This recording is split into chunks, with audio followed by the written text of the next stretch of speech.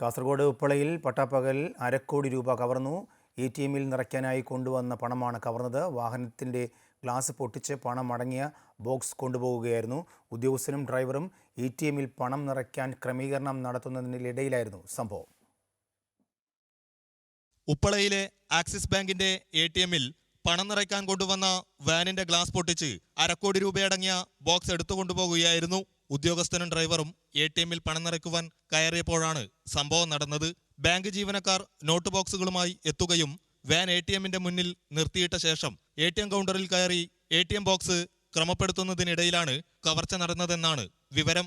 കൗണ്ടറിൽ നിറക്കുവാനായി നോട്ടുകളടങ്ങിയ ബോക്സ് എടുക്കാനെത്തുമ്പോഴാണ് വാനിന്റെ ചില്ല് തകർത്ത് 50 ലക്ഷത്തിന്റെ നോട്ടുകളടങ്ങിയ ഒരു ബോക്സ് മോഷ്ടിച്ച വിവരം ശ്രദ്ധയിൽപ്പെട്ടത്.